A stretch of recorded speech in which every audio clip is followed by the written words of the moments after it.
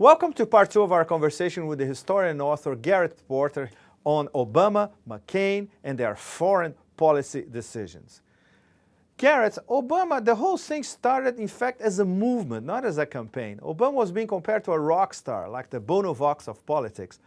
But when the campaign really started, he had to start pandering to the national security establishment and to the Cold War mentality still prevailing in the ruling elites in the US. Was it inevitable? It is inevitable in this political system that that's going to happen.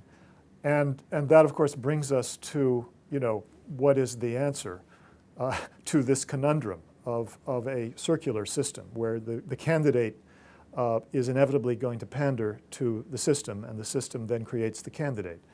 And the only way to break out of that is something that may not be possible in this country either, and that is to create a broad coalition which is based on a set of propositions that contradict the propositions in which the national security state has been operating for the last several decades.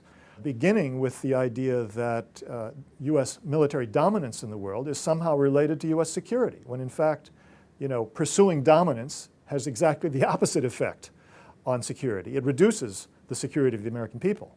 And I think, that then sort of forces you to re-examine, what is the real purpose of this national security state that has been built up over these many decades. And my answer to that, of course, is that the purpose of that state is not to advance the security of the American people. It's to advance the bureaucratic and personal interests of the military services and of their leaders and those political and bureaucratic figures who surround the military services, who are attached to them in some way. So in other words, this is a mechanism, a set of institutions, if you will, that are working for their own interest, which is not the interest of the American people at all. I mean, we can show time after time in the history of the Cold War and since how this system has operated to the disadvantage of the security of the American people. And only, of course, in the last few years, with the impact on terrorism and the danger of terrorism to the American people, has that really impacted on Americans in that sort of direct way. Interestingly now, we have for the first time, I think, the dawning at some level on a mass basis of Americans who understand that there's a problem with militarism as an approach to foreign policy. I think you have millions and millions of people now, a very large minority who really understand that we have to change the policies of the United States to somehow get control over militarism in order to be more secure. But the leader of this movement, he will have to be a super insider in Washington. Well, that's an interesting question. Who could lead one of these, a movement like this? And at this point, it's hard to say. I mean, an insider coming, for example, from Congress is going to have all the baggage that inevitably involves. He would be a born-again congressman. Well, I'm afraid that a member of Congress, no matter how progressive in political instinct, who's been in Congress for many years, is going to be weighed down by the sense that, there's nothing to be done here, that's hopeless.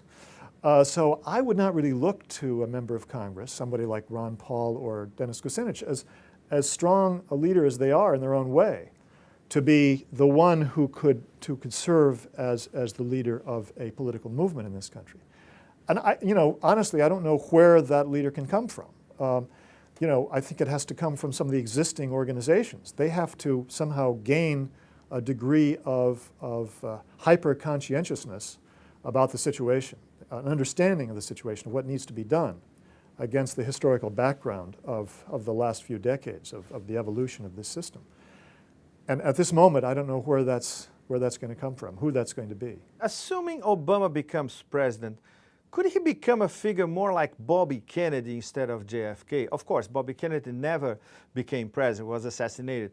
But in 1968, America was at a crossroads.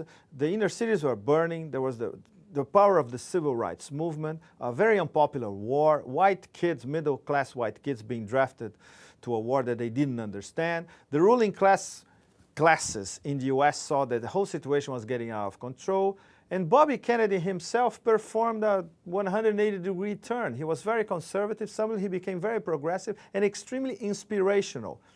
And if he was not assassinated, maybe he would have been an outstanding president. Do you think that maybe Obama could incarnate what Bobby Kennedy was not able to incarnate in '68? There's a lot of assumptions about Bobby Kennedy there that may or may not be true. I mean, that's a very hopeful reading of what Bobby Kennedy represented.